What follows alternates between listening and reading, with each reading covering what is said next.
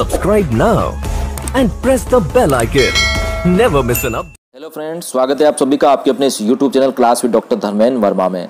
जी हाँ, आज हम पढ़ेंगे एक महत्वपूर्ण कहानी है दुलाई वाली। जी हाँ, हिंदी के अंतर्गत इस कहानी की बात करें तो दुलाई वाली जो कहानी है ये आपके बीए यानी कि जो ग्रेजुएशन का जो पाठ्यक्रम है उसमें भी ये चल रही है। प्रथम वर्ष ग्रेजुएशन में, कई महाविद्यालयों में, विश्वविद्यालयों में ये द्वितीय और तृतीय वर्ष में।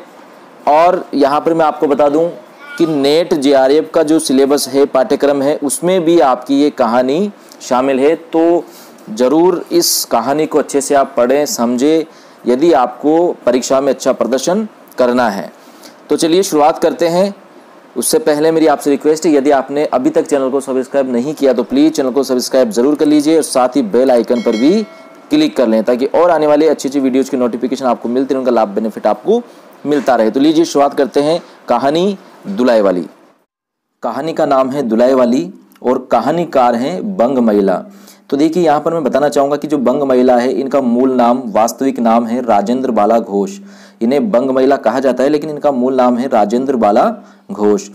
अब देखिए यहाँ पर मैं आपको बताना चाहूँगा कि जो दुलाई वाली कहानी है ये 1907 में सरस्वती पत्रिका में छपी थी। जी हाँ, सरस्वती जो पत्रिका थी उसमें 1907 में दुलाई वाली कहानी छपी थी। चलिए कहानी की शुरुआत करते हैं। काशी के दशाश्वमेध घाट पर स्नान करके एक मनुष्य बड़ी व्यग्रता के साथ गोदोलिया की तरफ आ रहा था। एक हाथ में एक मैली सी तौलिया में लपेटी हुई भीगी धोती और दूसरे में सुरती की गोलियों की कई डिब्बियां और सूंघनी की एक पुड़िया थी। देखिए गोदोलिया एक जगह का नाम है, यहाँ पर ध्यान दीजिए। गोदोलिया जो शब्द है, गोदोलिया एक जगह का, स्थान का नाम है।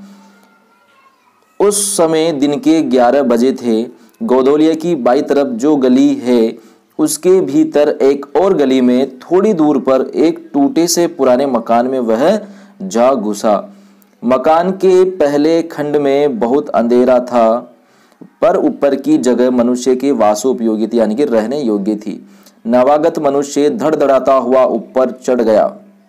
वहां एक कोठरी में उसने हाथ की चीजें रख दी, जो चीजें उसके हाथ में थी, जैसा कि ऊपर हम पढ़ चुके हैं। और सीता सीता कहकर पुकारने लगा। क्या है? कहती हुई एक 10 बरस की बालिका आ खड़ी हुई। तब उस पुरुष ने कहा, सीता जरा अपनी बहन को बुला ला। देखिए जो सीता है वो किसका नाम है? 10 बरस की बालिका का नाम है सीता। अच्छा कहकर सीता गई और कुछ देर में एक नवीना स्त्री आकर उपस्थित हुई। उसे देखते ही पुरुष ने कहा, लो हम लोगों को तो आज ही जाना होगा। इस बात को सुनकर स्त्री कुछ आश्चर्य युक्त होकर और झुंझलाकर बोली, आज ही जाना होगा? यह क्यों? भला आज कैसे जाना हो सकेगा? ऐसा ही था तो सवेरे भैया से कह देते। तुम तो जानते हो कि मुंह से कह दिया बस छुट्टी हुई। लड़की कभी विदा की होती तो मालूम पड़ता। आज तो किसी सूरत जाना नहीं हो सकता। ये किसके शब्द हैं, किसका वाक्य है? देखिए जो नवीना स्त्री उपस्थित हुई वो ऐसा कह रही है। तुम आज कहती हो, हमें तो अभी जाना है। बात यह है कि आज ही नवल किशोर कलकत्ते से आ रहे हैं। आगरा से अपनी नई नवेली बहू को भी साथ ला रहे हैं। सो उन्होंने हमें आज ही जाने के लिए इसरार किया है। हम सब लोग मुगल सराय से साथ ही इलाहाबाद चलेंगे। उनका तार मुझे घर से निकलते ही मिला। इसी से मैं झट नहा धोकर लौट आया। बस अब करना ही क्या है? कपड़ा वपड़ा जो कुछ हो बांध बूंद कर घंटे भर में खा पी कर चली चलो। जब हम तुम्हें विदा कराने आए ही हैं तब कल के बदले आज ही सही। हाँ यह बात है, नवल जो चाहे करावे। क्या एक ही गाड़ी में न जाने से दोस्ती में बट्टा लग जाएगा? अब तो किसी तरह रुकोगे नहीं, जरूर ही उनके साथ जाओगे। पर मेरे तो नाको दम आ जाएगी। क्यों? किस बात से? उनकी हंसी से। और किससे?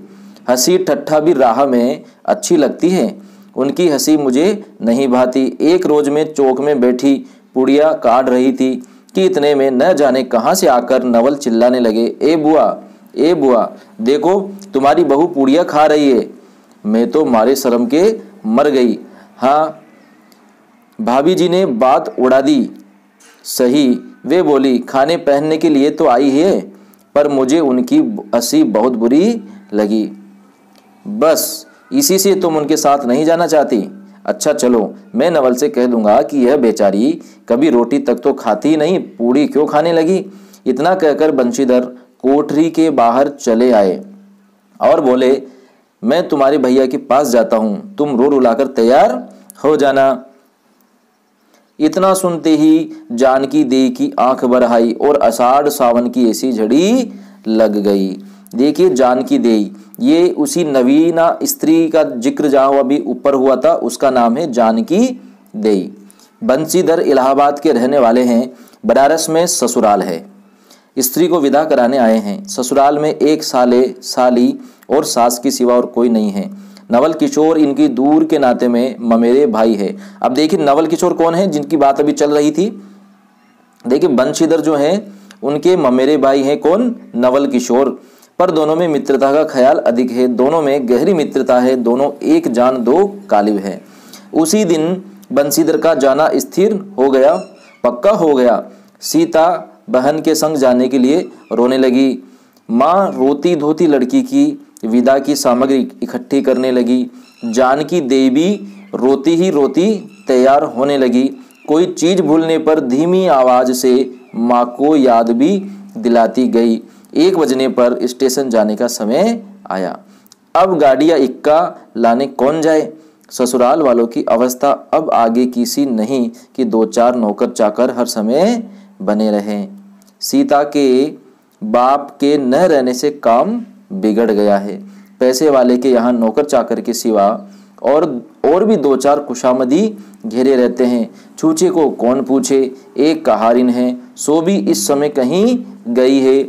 साले राम की तबीयत अच्छी नहीं है। वे हर घड़ी बिछोने से बातें करते हैं, यानी कि बिस्तर पर लेटे रहते हैं। तिस पर भी आप कहने लगे, मैं ही धीरे धीरे जाकर कोई सवारी ले आता हूँ, नजदीक ही तो है। बंशीधर बोले, नहीं नहीं, तुम क्यों तकलीफ करोगे। अब देखिए, ये जो है ना, मैं ही धीरे धीरे जाकर कोई सवारी ले आता हूँ, नजदीक तो है, ये किसने कहा? ये बंशीधर के साले ने कहा, जो कि बीमार है और बिस्तर पर लेटा हुआ है। बंशीधर बोले, नहीं नहीं, तुम क्यों तकलीफ करोगे, मैं ही जाता हूँ। जाते जाते बंशीधर विचार करने लगे कि इक्के की सवारी तो भले घर की स्त्रियों के बैठने लायक नहीं होती, क्योंकि एक तो इतने ऊंचे पर चढ़ना पड़ता है, दूसरे पराये पुरुष के संग एक साथ बैठना पड़ता है। मैं एक पालकी गाड़ी ही कर लूं, उसमें सब तरह का आराम रहता है। पर जब गाड़ी वाले ने 1.5 रुपया किराया मांगा, तब बंशीधर ने कहा, चलो इक्का ही सही, पहुंचने से काम कुछ। नवल किशोर तो यहाँ से साथ है नहीं, इलाहाबाद में देखा जाएगा। अब देखिए, पहले तो उसने सोचा पालकी कर लूं, लेकिन पालकी वाले ने जब 1.5 रुपया किराया मांगा, तब उनका, यानी कि जो बंशीधर है उसका, उनकी जो मंशा है वो बदल जाती है और वो सोचते हैं चलो इक्का ही कर लेते हैं। बंशीधर इक्का ले आए और जो कुछ असबाब था, यानी कि सामान था, इक्के पर रखकर आप भी बैठ गए। जानकी देवी बड़ी विकलता से रोती हुई इक्के पर जा बैठी। पर इस अस्थिर संसार में स्थिरता कहाँ? यहाँ कुछ भी स्थिर नहीं। इक्का जैसे जैसे आगे बढ़ता गया, वैसे वैसे जानकी की रुलाई भी कम होती गई। देखिए, कितनी अच्छी बात, कितनी मार्मिक और सटीक बात यहाँ पर जो कहानीकार है उन्होंने कही है कि इक्का जैसे जैसे आगे बढ़ता गया, वैसे वैसे जानकी की रुलाई भी कम होती गई। सिकरोल के स्टेशन के पास पहुंचते पहुंचते जानकी अपनी आंखें अच्छी तरह पहुंच चुकी थी। वास्तव में ये सच्चाई है, ऐसा ही हमें देखने को मिलता है। दोनों चुपचाप चले जा रहे थे कि अचानक बंशीधर की नजर अपनी धोती पर पड़ी और अरे, एक बात तो हम भूल ही गए, कहकर पत्था से उठे। इक्के वाले के कान बचाकर जानकी जी ने पूछा, क्या हुआ? क्या कोई जरूरी चीज भूल आए? नहीं, एक देशी धोती पहनकर आना था, सो भूलकर विलायती ही पहन आए। नवल कट्टर स्वदेशी हुए हैं ना, वे बंगालियों से भी बढ़ गए हैं। देखेंगे 2-4 सुनाए बिना न रहेंगे। और बात भी ठीक है, नाहक बिलायती चीजें, बिलायती यानी विदेशी चीजें, बिलायती चीजें मोल लेकर क्यों रुपयों की बर्बादी की जाए। देशी लेने से भी दाम लगेगा सही, पर रहेगा तो देश में ही। ये विचार किसके हैं? बंशीधर के। अब देखिए बंशीधर क्या कहते हैं कि नवल कट्टर स्वदेशी हुए, अर्थात कट्टर स्वदेशी कौन हुए हैं? नवल, जो नवल किशोर हैं, इनके मित्र हैं, इनके ममेरे भाई हैं, उनके लिए ये ऐसा कह रहे हैं कि नवल जो है वो कट्टर स्वदेशी है। जानकी जरा बोहें टेढ़ी करके बोली, धोती तो धोती पहनने से काम क्या यह बुरी है। इतने में स्टेशन की कुलियों ने आकर के घेर लिया। बंशीधर एक कुली करके चले। इतने में इक्के वाले ने कहा, इधर से टिकट लेते जाइए, पुल के उस पार तो ड्योढ़े दर्जे का टिकट मिलता है। बंशीधर फिर कर बोले, अगर मैं ड्योढ़े दर्जे का ही टिकट लूं तो? इक्के वाला चुप हो रहा। इक्के की सवारी देखकर इसने ऐसा कहा। यह कहते हुए बंशीधर आगे बढ़ गए। यथा समय रेल पर बैठकर बंशीधर राजघाट पार करके मुगल सराय पहुंचे। वहां पुल लांघकर दूसरे प्लेटफॉर्म पर जा बैठे। आप नवल से मिलने की खुशी में प्लेटफॉर्म के इस छोर से उस छोर तक टहलते रहे। अब देखिए मुगल सराय पहुंच चुके और मुगल सराय से ही इनको कौन मिलेंगे? नवल मिलेगा। देखते देखते गाड़ी का धुआं दिखलाई पड़ा। मुसाफिर अपनी अपनी गठरी संभालने लगे और रेल देवी भी अपनी चाल धीमी करती करती हुई गंभीरता से आ खड़ी हुई। बंशीधर एक बार चलती गाड़ी ही में शुरू से आखिर तक देख गए, पर नवल का कहीं भी पता नहीं। बंशीधर फिर सब गाड़ियों को दोहरा गए, तहरा गए, भीतर घुस घुस कर एक एक डिब्बे को देखा, किंतु नवल नहीं मिले। अंत को आप खिजला उठे, अर्थात परेशान हो उठे और सोचने लगे कि मुझे तो वैसी चिट्ठी लिखी और आप न आया, मुझे अच्छा उल्लू बनाया। अच्छा जाएंगे कहाँ? भेंट होने पर समझ लूंगा, यानी कि मिलने पर मैं समझ लूंगा। सबसे अधिक सोच तो इस बात का था कि जानकी सुनेगी तो ताने पर ताना मारेगी, पर अब सोचने का समय नहीं। रेल की बात टहरी। बंशीधर झट गए और जानकी को लाकर जनानी गाड़ी में बिठाया। वह पूछने लगी, नवल की बहू कहाँ है? वह नहीं आए, कोई अटकाव हो गया, कहकर आप बगल वाले कमरे में जा बैठे। तो देखिए जब बंशीधर की पत्नी ने पूछा कि नवल की बहू कहाँ है, तो बंशीधर ने क्या कहा? वह नहीं आए और कोई अटकाव हो गया, ऐसा कहकर के बगल वाले कमरे में जा बैठे। टिकट तो ड्योढ़े का था, पर ड्योढ़े दर्जे का कमरा कलकत्ते से आने वाले मुसाफिरों से भरा था, इसलिए तीसरे दर्जे में बैठना पड़ा। जिस गाड़ी में बंशीधर बैठे थे उसके सब कमरों में मिलाकर कुल 10-12 ही स्त्री पुरुष थे। समय पर गाड़ी छूटी। नवल की बातें और न जाने क्या क्या अगड़ बगड़ सोचते गाड़ी कई स्टेशन पार करके मिर्जापुर पहुंची। मिर्जापुर में पेटराम की शिकायत शुरू हुई। उसने सुझाया कि इलाहाबाद पहुंचने में अभी देरी है। चलने के झंझट में अच्छी तरह उसकी पूजा किए बिना ही बंशीधर ने बनारस छोड़ा था, इसलिए आप झट प्लेटफॉर्म पर उतरे और पानी के बम्बे से हाथ मुंह धोकर एक खोचे वाले से थोड़ी सी ताजी पुड़िया और मिठाई लेकर निराले में बैठे आपने उन्हें ठिकाने पहुंचाया, अर्थात आपने पुड़िया और मिठाई खाई। पीछे से जानकी की सुध आई, अर्थात जानकी जो उनकी पत्नी थी उसकी भी याद आई। सोचा कि पहले पूछ लूं तब कुछ मोल लेंगे, क्योंकि स्त्रियां नटखट होती है, वे रेल पर खाना पसंद नहीं करती। पूछने पर वही बात हुई। तब बंशीधर लौटकर अपने कमरे में आ बैठे। यदि वे चाहते तो इस समय ड्योढ़े में बैठ जाते, क्योंकि अब भीड़ कम हो गई थी, पर उन्होंने कहा थोड़ी देर के लिए कौन बखेड़ा करे। बंशीधर अपने कमरे में बैठे तो दो एक मुसाफिर अधिक देख पड़े। आगे वालों में से एक उतर भी गया था। जो लोग थे सब तीसरे दर्जे के योग्य जान पड़ते थे। अधिक सभ्य कोई थे तो बंशीधर ही थे। उनके कमरे के पास वाले कमरे में एक भले घर की स्त्री बैठी थी।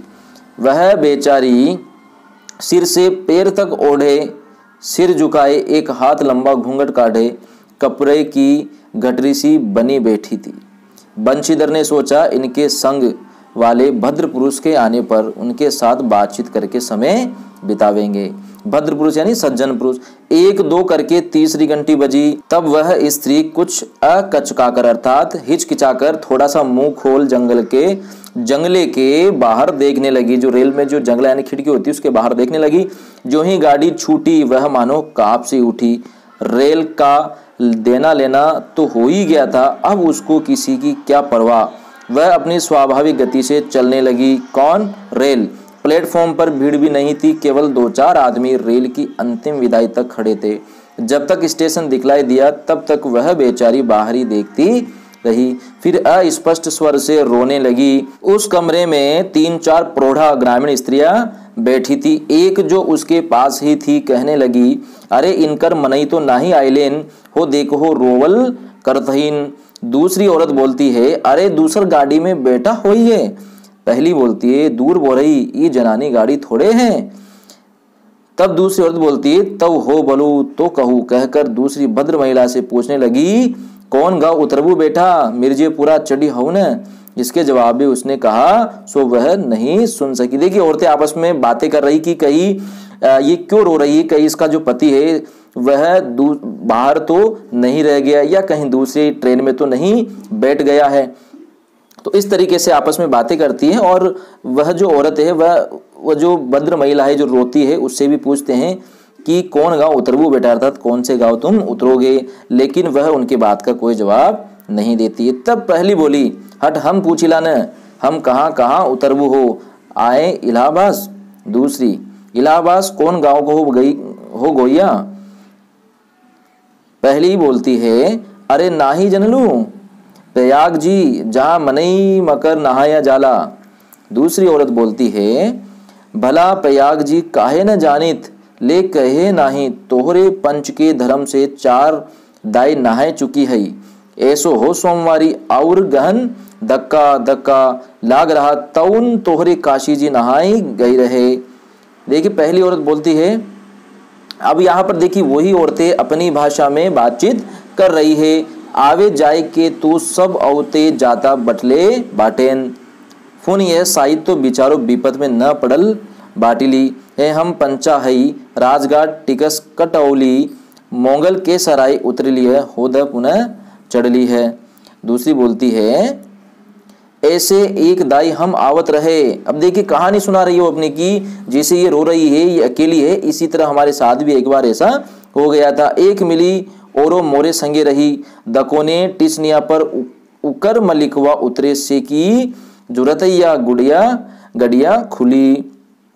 अब भैया उगरा फाड़ नरियाई, ए साहब गाड़िया खड़ी कर, ए साहेब गड़िया तनी खड़ी कर, भला गड़िया दही नायती काहे के कड़ी होई। पहली औरत बोलती है, ऊ मेहरुरवा बड़ी उज्जवक रहल, भला केहू के चिल्लाई से रेलियो कहू खड़ी होला। अर्थात किसी के चिल्लाने से भला रेल थोड़ी खड़ी हो सकती है, रुक सकती है। इस बात पर कुल कमरे वाले हंस पड़े। अब जितने पुरुष स्त्रियां थी एक से एक अनोखी बातें कहकर अपने अपने तजुर्बे बयान करने लगी। बीच बीच में उस अकेली अबला की स्थिति पर भी दुख प्रकट करती जाती थी। तो देखिए वो जो स्त्रियां उस डिब्बे में बैठी हुई थी वो आपस में बातें करने लगी और अपनी अपनी साथ घटित होने वाली घटनाएं बताने लगी। तीसरी स्त्री बोली, टिकसिया पल्ले बाइक नाही, हे साहेबवा सुनी तो कलकत्ते ताइले मसूलिया ले। अरे इहो तो नाही कि दूर से आवत रहे लेने, फरागत के बदे उतर लेन। चौथी बोली, हम तो इनके संग के आदमी के देखबो न की हो गैया।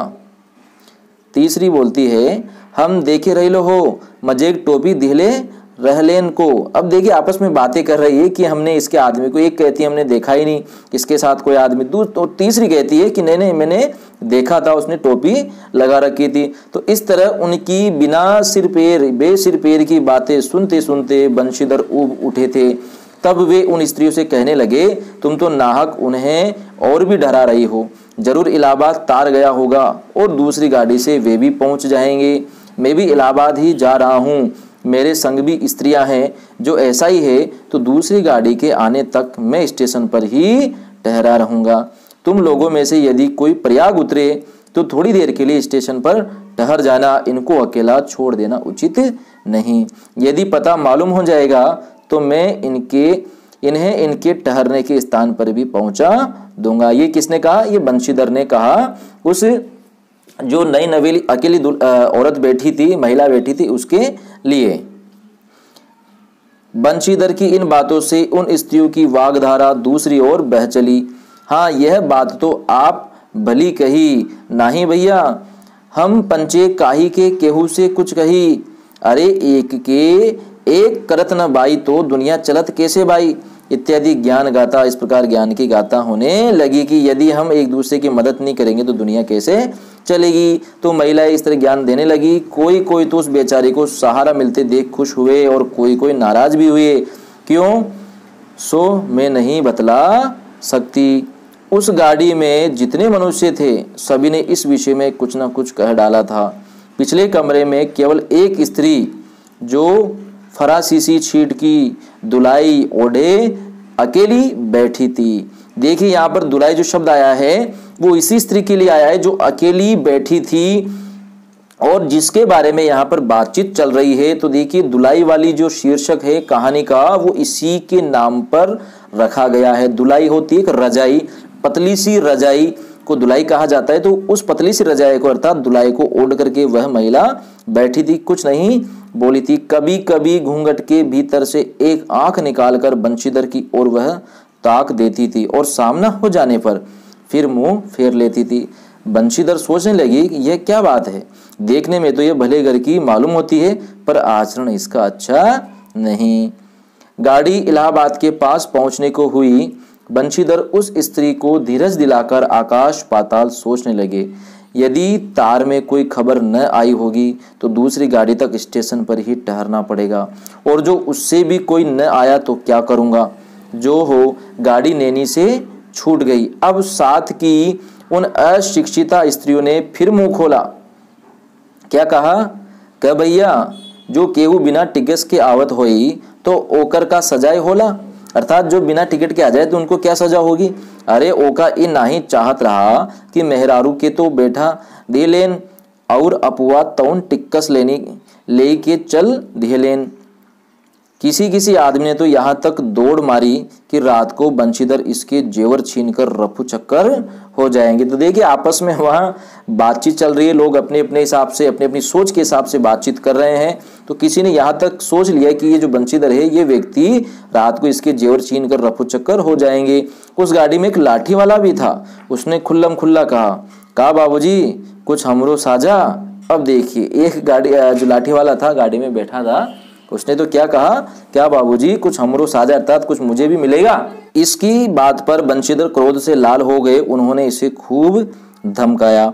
उस समय तो वह चुप हो गया, पर यदि इलाहाबाद उतरता तो बंशीधर से बदला लिए बिना नहीं रहता। बंशीधर इलाहाबाद में उतरे। एक बुढ़िया को भी वहीं उतरना था। उससे उन्होंने कहा कि उनको भी अपने संग उतार लो। फिर उस बुढ़िया को उस स्त्री के पास बिठाकर आप जानकी को अर्थात अपनी पत्नी को उतारने चले गए। जानकी से ये सब हाल कहने पर वह बोली, अरे जाने भी दो, किस बखेड़े में पड़े हो। पर बंशीधर न माना। बंशीधर नहीं माने। जानकी को और उस भद्र महिला को एक ठिकाने बिठाकर आप स्टेशन मास्टर के पास गए। बंशीधर के जाते ही वह बुढ़िया जिसे उन्होंने रखवाली के लिए रख छोड़ा था किसी बहाने से भाग गई। अब तो बंशीधर बड़े असमंजस में पड़े। टिकट के लिए बखेड़ा होगा क्योंकि वह स्त्री बेटिकट है, अर्थात उसके पास टिकट नहीं था। लौटकर आए तो किसी को न पाया। अरे ये सब कहाँ गई, यह कहकर चारों तरफ देखने लगे, कहीं पता नहीं। इस पर बंशीधर घबराए। आज कैसी बुरी साइत में घर से निकले कि एक के बाद दूसरी आफत में फंसते चले आ रहे हैं। इतने में अपने सामने उस ढुलाई वाली को आते देखा। तू ही उन स्त्रियों को कहीं ले गई है, इतना कहना था कि धुलाई वाली ने मुंह खोलकर नवल किशोर खिलखिला उठे। देखिए यहाँ पर थोड़ा सा ध्यान से समझिएगा कि जब बंशीधर आए तो दुलाई वाली को आते हुए क्या कहा कि तू ही उन स्त्रियों को कहीं ले गई है। इतना कहते ही जो दुलाई वाली थी उसने दुलाई से मुंह निकाल करके, कौन था उस दुलाई में, नवल किशोर, और खिलखिलाकर हंसने लगे। अरे यह क्या, सब तुम्हारी ही करतूत है, अब मैं समझ गया कैसा गजब तुमने किया है। ऐसी हंसी मुझे अच्छी नहीं लगती, मालूम होता कि वह तुम्हारी ही बहू थी। अच्छा तो वे गई कहाँ? वे लोग तो पालकी गाड़ी में बैठी है, तुम भी चलो। कैसा, किसने कहा? नवल किशोर ने ऐसा कहा कि वे लोग तो पालकी गाड़ी में बैठी हैं, तुम भी चलो। नहीं, मैं सब हाल सुन लूंगा तब चलूंगा। हाँ यह तो कहे कि तुम मिर्जापुर में कहाँ से आ निकले? मिर्जापुर नहीं, मैं तो कलकत्ते से बल्कि मुगल सराय से तुम्हारे साथ चला आ रहा हूँ। किसने कहा? नवल किशोर ने कहा कि तुम जब मुगल सराय में मेरे लिए चक्कर लगाते थे तब मैं ड्योढ़े दर्जे में ऊपर वाले बेंच पर लेटे तुम्हारा तमाशा देख रहा था। फिर मिर्जापुर में जब तुम पेट के धंधे में लगे थे मैं तुम्हारे पास से निकल गया पर तुमने नहीं देखा। मैं तुम्हारी गाड़ी में जा बैठा, सोचा कि तुम्हारे आने पर प्रकट होऊंगा, फिर थोड़ा और देख ले, करते करते यहाँ तक नौबत पहुंची। अच्छा अब चलो, जो हुआ उसे माफ करो। यह सुन बंशीधर प्रसन्न हो गए।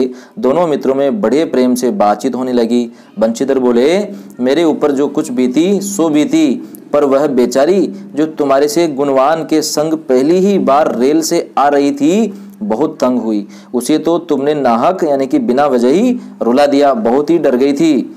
नहीं जी, डर किस बात का, हम तुम दोनों गाड़ी में न थे। हाँ, पर यदि मैं स्टेशन मास्टर से इत्तिला कर देता तो बखेड़ा खड़ा हो जाता न। अरे तो क्या, मैं मर थोड़े ही गया था, 4 हाथ की दुलाई की बिसात ही कितनी। इसी तरह बातचीत करते करते दोनों गाड़ी के पास आ गए। देखा तो दोनों मित्र बंधुओं में खूब हंसी हो रही थी। जानकी कह रही थी, अरे तुम क्या जानो, इन लोगों की हंसी ऐसी ही होती है। हंसी में किसी के प्राण भी निकल जाए तो भी इन्हें दया न आवे। खैर दोनों मित्र अपनी अपनी घरवाली को लेकर राजी खुशी घर पहुंचे और मुझे भी उनकी यह राम कहानी लिखने से छुट्टी मिली। तो ये थी कहानी दुलाई वाली।